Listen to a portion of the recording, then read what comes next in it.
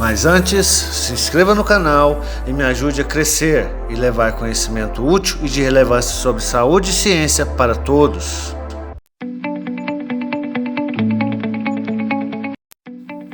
Bem-vindos a mais um vídeo do meu canal. Hoje eu venho falar com vocês sobre a avaliação do ambiente e explicar mais ou menos o que isso quer dizer, da melhor forma possível. Gente, é o seguinte, dando sequência aos vídeos que eu comecei já há algum tempo, que vai falando parte por parte o que é a consulta de enfermagem, havia esse momento que eu preciso, aliás, explicar o que é a avaliação ambiental adequada ao paciente. Muitas vezes a gente avalia o nosso cliente, dentro de um consultório, dentro de um espaço específico para realizar aquela ação. Mas mediante a prescrição dos cuidados, acaba acontecendo um pequeno problema. Pacientes com dificuldade de deambulação, com apraxia de marcha, por exemplo, com distonia, ou pacientes com deambulação, que é no caso do Alzheimer, em uma das fases do Alzheimer, ou com ciclonia, com tremores, que é no caso do Parkinson, e entre outros problemas que acometem a mobilidade, a deambulação, a locomoção do paciente. Eu preciso tomar cuidado, preciso prescrever cuidados, na verdade, que permitam que esse paciente consiga ir e vir, tenha essa capacidade e essa possibilidade viável. Por exemplo, um paciente com distúrbio de locomoção, com apraxia de marcha, eu preciso manter um ambiente sem tapetes, é um cuidado básico. Preciso manter corredores com um fluxo tranquilo de ir e vir. E preciso ter um espaço aberto o suficiente para que um cuidador, para que um andador, para que uma cadeira de rodas possa estar auxiliando a deambulação e a locomoção do nosso cliente, do meu cliente. O problema é que muitas vezes isso não acontece. E por qual motivo que seja, qual motivo for, às vezes por motivo do paciente se tornar passivo quando está na depressão, o desconforto cognitivo, se instala uma vontade de não querer fazer nada, ou na verdade uma perca da vontade de autocuidar-se, ou de lidar com as suas capacidades. Então, o paciente não quer caminhar, o cuidador ou responsável não estimula esse paciente a caminhar e bate de frente com o meio, com o ambiente onde esse paciente está, que não permite, não propicia, não melhora, não estimula o paciente a deambular. Logo, vai piorar a situação de acomodação. O paciente que talvez seja parcialmente acamado, ele em pouquíssimo tempo, gente, é muito rápido acontecer uma distonia ou uma atrofia muscular por condição de leito. Quando o paciente desiste de fazer qualquer coisa e não há quem ajude, quem o auxilie ou quem o estimule a fazer. É muito rápido perder força muscular, é muito fácil ir para a cama e não sair mais.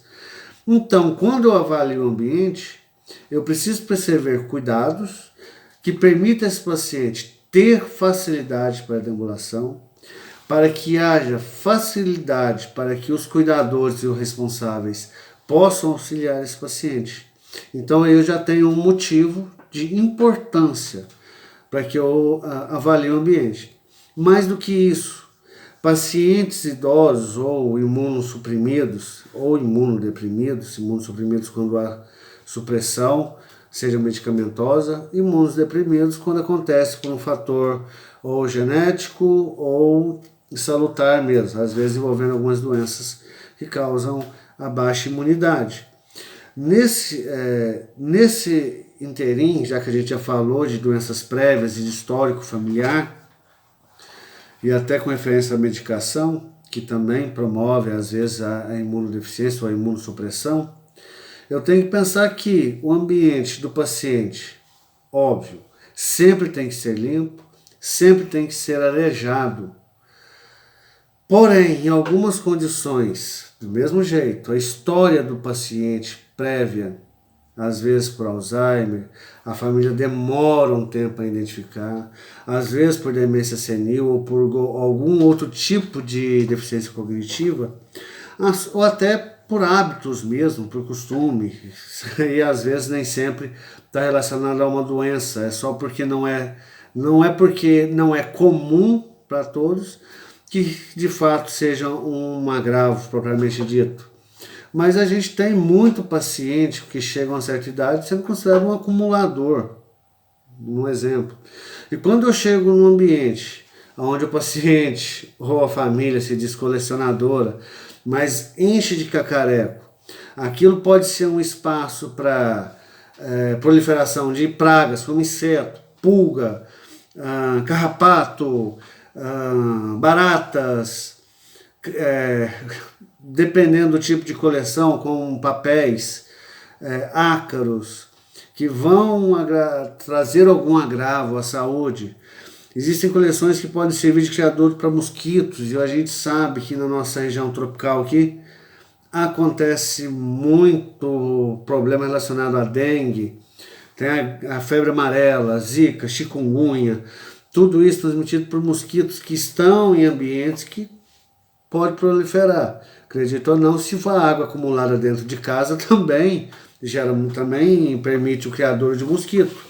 Então a gente tem que ficar de olho nesse ambiente para proteger o paciente que, como diagnóstico de enfermagem, está em risco de algum agravo, um risco de queda no primeiro caso que eu citei, um risco à sua saúde, e mesmo porque a gente percebe o maior risco disso tudo, de não mudar, de não haver mudança, com referência à depressão, por exemplo. Por quê? A gente costuma brincar às vezes que a depressão é excesso de passado, é uma doença que atinge a cognição, é uma doença que está relacionada ao sistema límbico, que é relacionado à emoção. Toda vez que a pessoa se fecha e entra com um diagnóstico de enfermagem que a gente usa, seria o comportamento de defesa.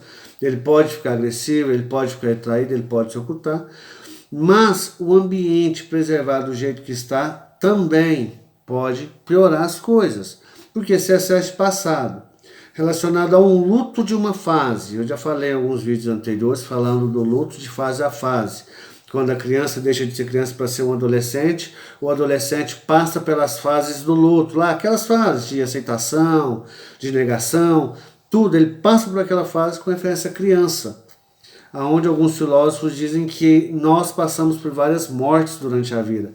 De fato é isso.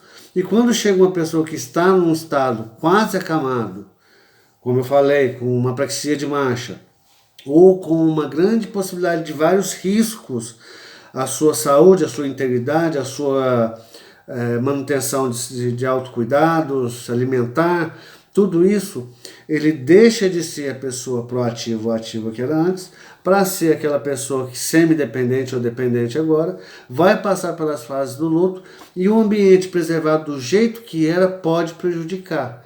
Então tudo isso eu preciso avaliar. O ambiente, como que ele está, quais são os riscos que ele pode oferecer para o meu paciente, no caso de queda, como eu disse, no caso de infecções, no caso quando a gente fala de infecção, a gente tem a maioria tem a mania de pensar que é só em bactéria ou vírus, mas um surto de tunga, de pulga, ou de carrapato, ou de mosquitos também é infecção, porque está infecção com o ambiente, com seres que são parasitas, uma parasitose, vai prejudicar o convívio com outras pessoas que a gente sempre tem. Quando o paciente entra nesse estado, ele entra em risco de interação interpessoal, de interatividade entre pessoas ser prejudicado, a questão cultural, social. Então tudo isso prejudica. E se estiver no espaço muito resumido, sem acesso, com dificuldade de deambulação, escuro, tudo isso vai atrapalhar os cuidados. Então eu preciso pensar nesses cuidados na hora que eu vou gerar o paciente. Tanto é por isso que é ótimo quando a gente consegue fazer a avaliação do paciente no ambiente onde ele está. Todo paciente acamado com apraxia acaba sendo cuidado. Existem programas hoje que o Brasil instala para funcionamento junto ao programa Saúde da Família. Tem o programa Saúde em Casa, tem programas de saúde do idoso, tem programas de saúde do adolescente, tem programas de saúde do deficiente físico, mas a questão dos cuidados às vezes fica até deficitária. Esses programas acabam não conseguindo levar com tanta complexidade, com tudo aquilo que é necessário para o paciente através dos programas. Então, eu, por exemplo, como enfermeiro clínico, ao ir, eu preciso avaliar o ambiente. Eu sei muito bem que é muito difícil você convencer o paciente, propriamente dito, o cliente, ou a família, quando essa se faz cliente, dessas necessidades, porque a gente já está ali coletando sinais vitais do paciente, histórico familiar, a gente já está xeretando muito, a gente já está tentando entrar, mas está entrando para prevenir agravos, por isso que eu falei tanto de risco, e geralmente quando a gente fala do ambiente onde o paciente está inserido, é necessário pensar nos riscos, mas também a promoção, porque quando eu modifico, se eu modifico para melhor, obviamente eu vou buscar uma melhora do paciente. É claro que eu tenho que ter o bom senso de explicar direitinho os motivos que tem que ser alterado, seguindo algum desses exemplos que eu falei. É claro que não é só isso.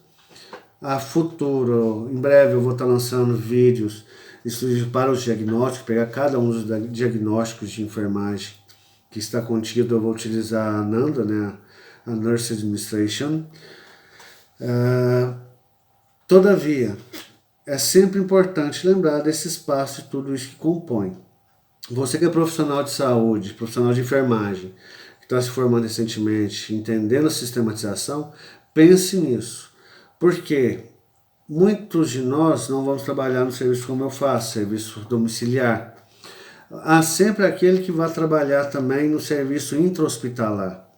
Por isso nós temos até hotelaria dentro do curso, pelo menos noção de hotelaria, porque o ambiente arejado, fresco, o ambiente limpo, o ambiente harmonizado, nós vamos ver mais à frente que estão alguns outros cuidados específicos que a gente pode oferecer, como a cromoterapia, a aromaterapia, inseridos dentro do ambiente, mas para mim conseguir inserir qualquer cuidado específico relacionado ao ambiente do paciente, eu preciso conhecer o ambiente que ele está inserido. Daí a importância de se avaliar o ambiente onde o paciente está. Bem, até o próximo. Tchau, tchau. Pessoas normais não têm tempo para ir às compras. O Magazine Luiza já há tempos atua no mercado digital, com produtos e promoções imperdíveis. A minha loja Magalu leva até você tudo o que você precisa. Clique no link da descrição e aproveite.